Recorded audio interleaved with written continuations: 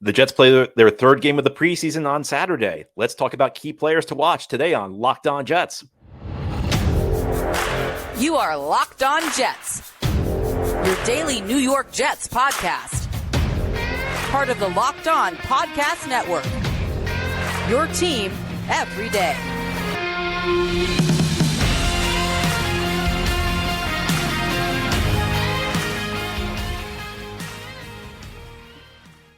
Welcome. This is the Locked On Jets podcast, part of the Locked On Podcast Network, your team every day.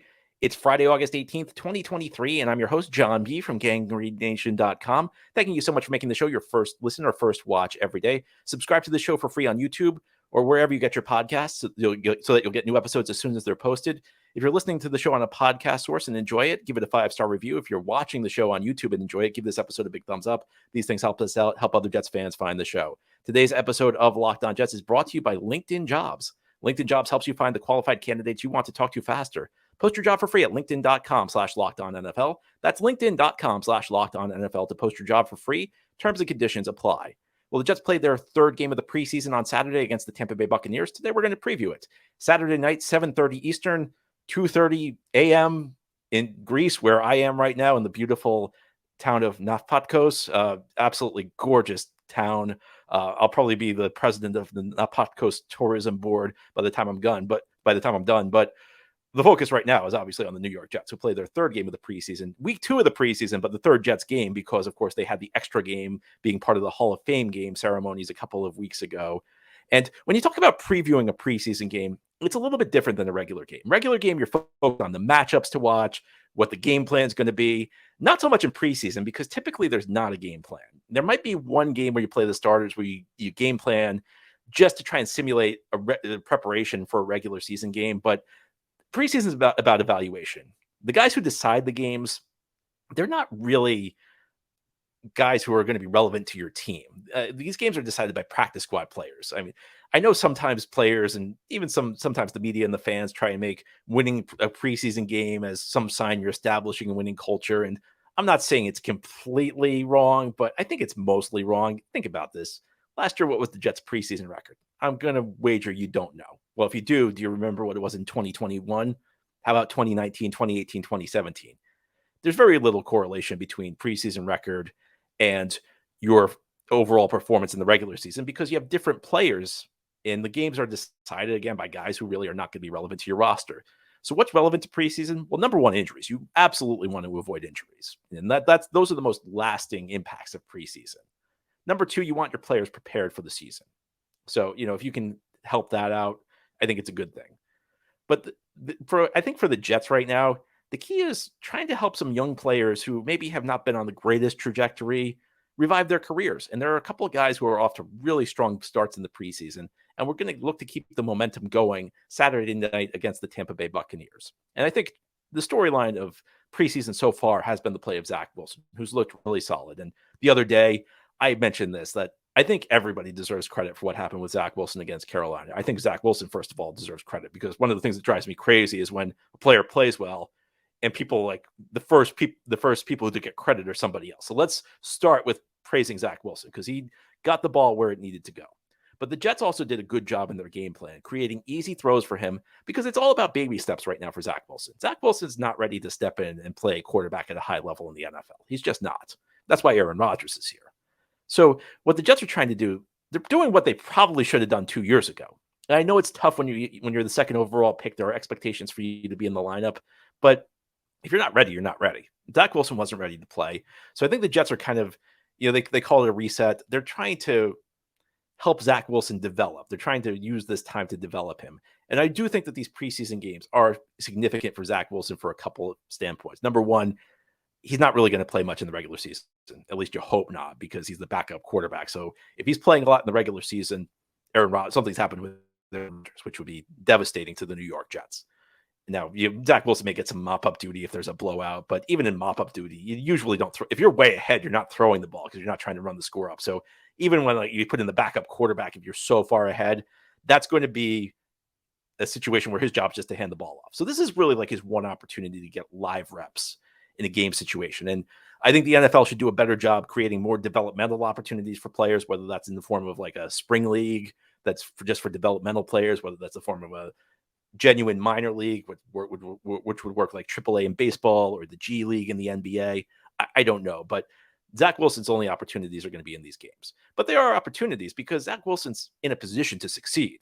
He's playing up. He's going up for the most part against backups, third stringers, and not overly complex defenses. So it's tailor-made for an experienced quarterback. And even if he's not a great quarterback against the ones, an experienced quarterback going up against twos and threes with minimal bizarre looks on defense, he's going to be in a position to have success. And as much as the results matter for Zach Wilson, I'm more focused on his confidence, because I think at the end of last season, you just saw a quarterback who was totally defeated. And I think looking back, the Jets did not do him well by putting him in those two games he started in December against Detroit and against Jacksonville. The Detroit game, I guess, was okay. He was very up and down. The Jacksonville game was a catastrophe. Jets talked about how they wanted to reset Zach Wilson. It was not going to be a matter of weeks before Zach Wilson was ready to play. He just was a very raw quarterback. He was very raw when he entered the NFL out of BYU. It's going to take time. And he's got to learn how to decipher defenses. Absolutely. There's no question about that. But a lot of quarterback play is confidence. If you believe that you can do it, that goes a long way. And Zach Wilson, I don't think, believed what he was seeing last year on the field. I think there was not a confidence that he understood what defenses were throwing at him. And this is an opportunity. When you have success, sometimes it builds confidence for a young player. So I want to see the Jets continue to do things. They can keep things simple, because there were not a ton of complex reads they required Zach Wilson to make in that preseason game against Carolina. I would even say the same thing against Cleveland in the Hall of Fame game, even though Zach only played a couple of series. He hit the long pass. It was a pretty simple read. And these are the things you want to do. You want to bring a player along slowly. You don't want to ask him to do too much too soon. That's what the Jets did back in 2021. There are even documented articles about this from members of the media, that they kind of just threw the whole playbook at Zach Wilson, and it was kind of like a sink or swim kind of thing. And their whole mindset was, at the time, they were the youngest team in the NFL, so they weren't expecting wins to happen. They just wanted to throw him out there and get him experience and hope for the best. And obviously that, in retrospect, may not have been the greatest approach. So I think right now what you've seen the first couple of preseason games, you've seen the baby steps approach. You've seen the Jets give him digestible plays, things that are easy to execute, and you build from there. And I think that for Zach Wilson, that might be the best approach if he's going to turn it around. It's a long road for Zach Wilson, despite the success he's had in preseason. And I do think he's had genuine success. I think you'd have to say that if this has not been the ideal preseason for Zach Wilson, it's been pretty close. And if he continues on this momentum, well, you've seen what's happened. You've seen the articles both in the national media, in the local media. The narrative is starting to change about Zach Wilson. Now, is that accurate? We don't know. But the narrative is changing. And I don't care who you are as a player. You should block out the media. Easier said than done, though. And I think Zach Wilson, especially a young quarterback in New York, you can't help but hear it when the media is on you every week. You can't help but notice when you're getting criticized from all angles. And I think that plays a role in diminishing a quarterback's confidence. So now that the story is coming around, and I said this the other day, there's two things the media loves doing. The media loves tearing down players, and then the media loves building players back up. And we're starting to see Zach Wilson built up a little bit more. So a chance to continue this narrative that Zach Wilson's on the comeback trail. And we hope that he goes out and plays well. I'd like to see him get plenty of reps. I said this the last couple of days with Michael Nania when he was on the show, that I think he should get every rep. I don't see what you're accomplishing by putting Tim Boyle out there. Just keep Zach out there, put him in positions to succeed, and maybe we can start the long process of building Zach Wilson into a quarterback in this league. Now, ahead here on the Locked On Jets podcast, we'll talk about another player who's been down on his luck, but showing some positive signs. That's Mekhi Becton. He's a critical player for the Jets in 2023, and the events of the last couple of days have not done anything to dissuade me from that notion. We'll talk about Becton as we continue this Friday edition of the Locked On Jets podcast. Today's episode of Locked On Jets is brought to you by LinkedIn Jobs. These days, every new potential hire can feel like a high-stakes wager for your small business. You want to be 100% certain that you have access to the best qualified candidates available. That's why you have to check out LinkedIn Jobs. LinkedIn Jobs helps you find the right people for your team faster and for free. I don't think the Jets needed LinkedIn Jobs when they traded for Aaron Rodgers. Pretty obvious Aaron Rodgers is a very good quarterback.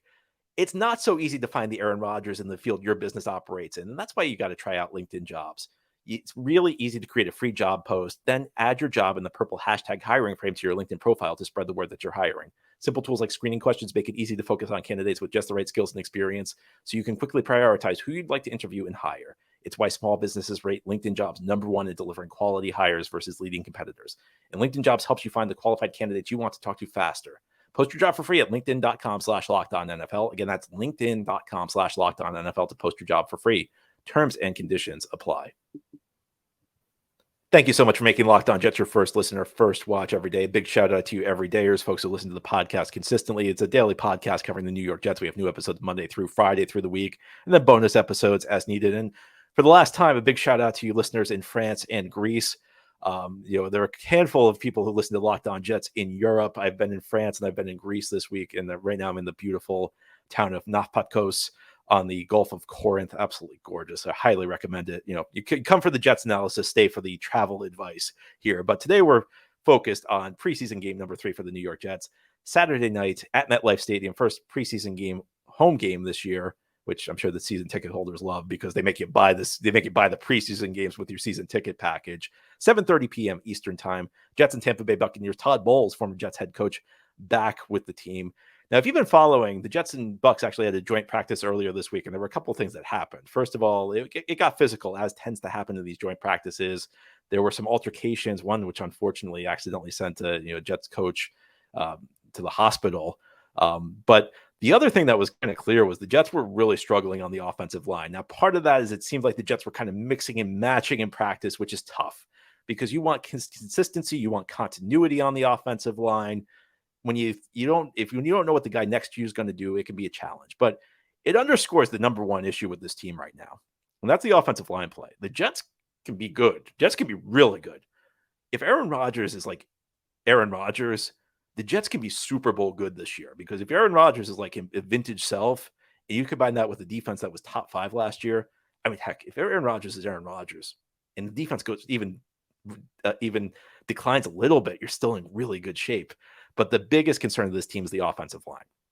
And one of the most puzzling things for me so far has been the play, the way Mekhi Becton has been handled by this coaching staff, because he has not gotten a lot of first team reps. And I think it's time for that to change, because if you've looked at what he's done in the preseason, he's looked really good.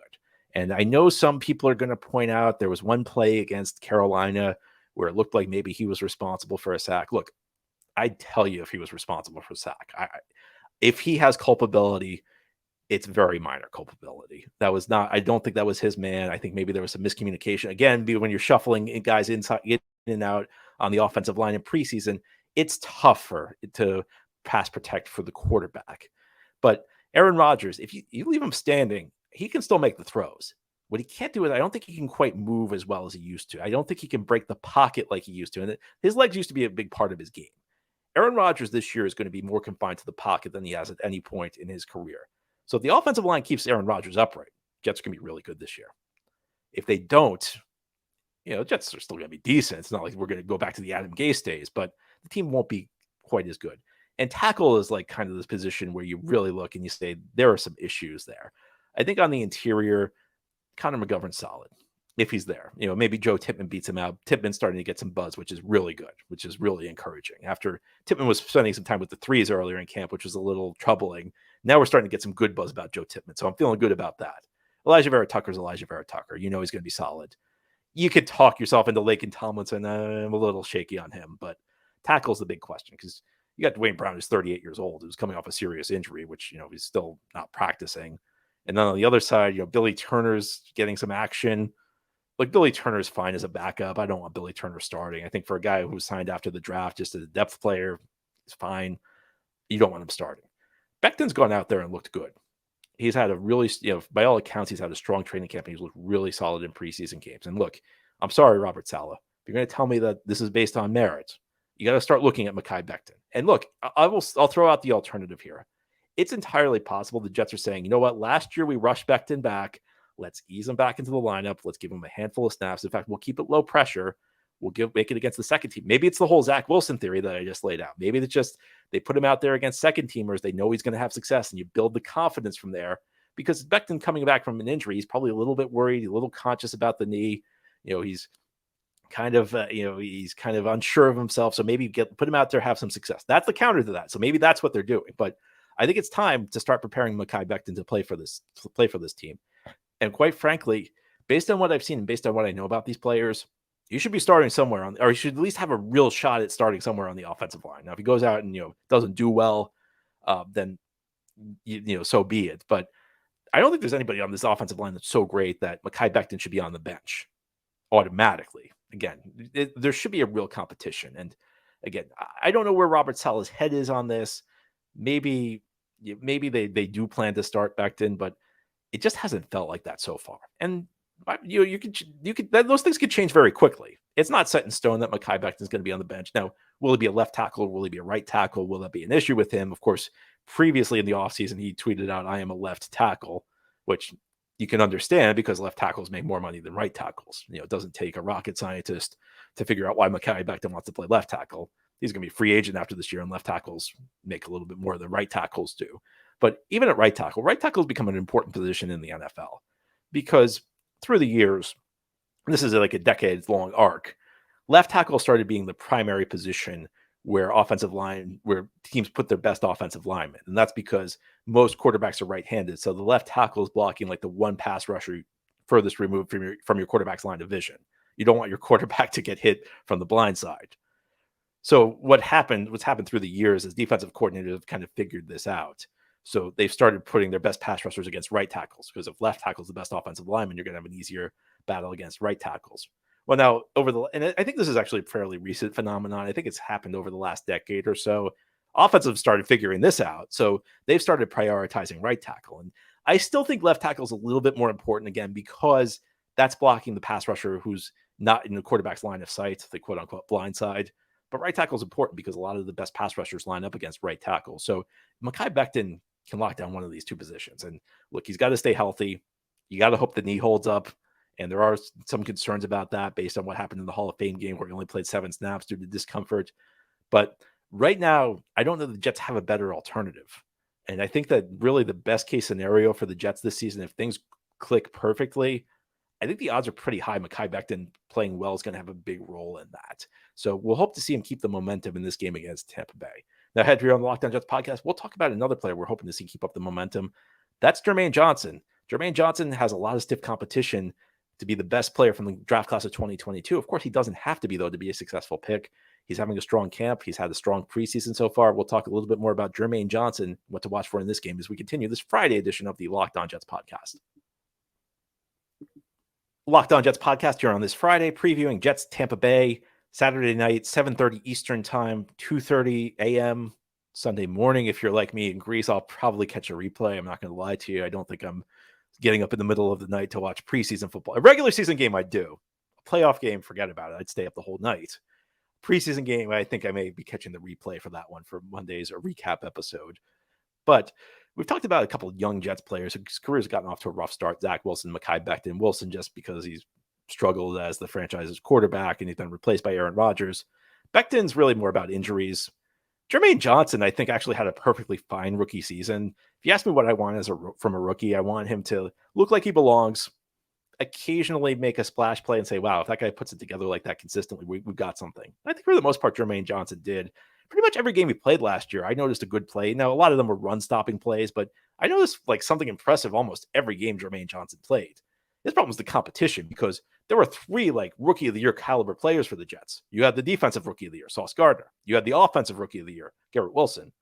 And you had Breece Hall, who very well may have been the offensive rookie of the year had he not gotten injured. So against those guys, Jermaine Johnson doesn't look so good. And you have people saying, what's wrong with Jermaine Johnson? Well, sometimes it's not so much about what a guy does wrong. It's more about what the other guys did right. I mean, you can't expect 3 rookies. If you have one rookie who plays the way the Jets 2022 class did last year, you're thrilled. You have 3. It's a franchise-changing draft. That draft class in 2022, no matter what happens going forward with Joe Douglas, that draft class in 2022, it's going to prevent the Jets from being at the bottom of the league for like a decade. You will not see any more Adam Gase style 2-14 seasons. Well, you won't see a 2-14 anymore because there are 17 games, but you won't see any more Adam Gase style 2-win seasons again, as long as those guys stay healthy. Because when you have a base of talent like that, a base of premium talent like that, it raises your ceiling. Now, Jermaine Johnson's the fourth guy in this class. There are 4 top 40 picks. 3 of them look great already. What can Jermaine Johnson do? Now, here's the thing with Jermaine Johnson. He plays defensive end. At defensive end, the threshold for success is lower than it is at other spots. If Jermaine Johnson is just a good pass rusher who plays the run effectively, like an 8 to 10 sack a year guy, even if he's not a consistent Pro Bowl, a few Pro Bowls here, even if he's never an All-Pro, that's a very successful pick because pass rushers are hard to find, especially off the edge. And Jermaine Johnson, by all accounts, is having a really strong training camp and is off to a really strong start in the preseason. He's a pretty pivotal player for the Jets this year, not from the standpoint that they lack talent at defensive end, but Jermaine Johnson frees you up. If he can play effectively on the defensive end full time, he frees you up to do different things with John Franklin Myers because the Jets are very strong at defensive end. They're not quite as strong on the interior. Now, they do have the best player on the team at defensive tackle, Quinnen Williams, but the quality starts to fall off very quickly. You're kind of hoping you can piece together one more season from Al Woods, one more season from Jefferson. You're dealing with a lot of veteran guys at the end of their careers, and you don't know exactly what you're going to get. You're probably not, even if you get solid play, it's probably not going to be anything beyond that. John Franklin Myers on the inside is a mismatch because of his quickness, but the Jets have played him more at defensive end where he's also excellent. Part of me feels like JFM's really great on defensive end. Why mess with it? But we've also seen him play well at tackle, especially on passing downs. You got a 4-man line of Lawson, Quinnen, JFM, and then Jermaine Johnson. If he can succeed, that's gonna be a handful for offenses to pick up because somebody's drawing a double team on that. And essentially if you can rush 4 and get to the quarterback, and then you have Sauce Gardner and DJ Reed on the back of the defense, how are you moving the ball? You're not. So defensive line's fine with the Jets either way, but Jermaine Johnson can take it to the next level. He's a first-round talent. He's having a strong camp, a strong preseason. And he's what I'd call a guy who projects to being a two-way defensive end. And what I mean by that is I think he can play the run, but he can also get to the quarterback. But it's all about continuing the positive trajectory. He's, again, off to a strong start in training camp, off to a strong start in the preseason. I want to see him keep it up. I want to see him continue to develop his game, continue to build confidence. And if he can, the Jets are in really good shape on the defensive line, even though they are anyway. But, it'd be great to – can you imagine if the Jets went 4 for 4 on those 4 early picks in 2022? Can you imagine if Jermaine's a success, what that does for this franchise? My goodness. The real opportunity for Jermaine Johnson to establish a role, real opportunity for the Jets to make an already good defensive line better. Anyway, that's all for today's episode. This has been the Locked On Jets podcast, part of the Locked On Podcast Network. Your team every day is our motto. As always, if you enjoy the show, hit the subscribe button where you're watching or listening so that you'll never miss an episode. If you're listening on a podcast source and enjoy the show, give it a 5-star review. If you're watching on YouTube and enjoy the show, give this episode a big thumbs up. Helps us out, helps other Jets fans find the podcast. Enjoy your weekend. Enjoy the game. We'll be back today to talk more Jets.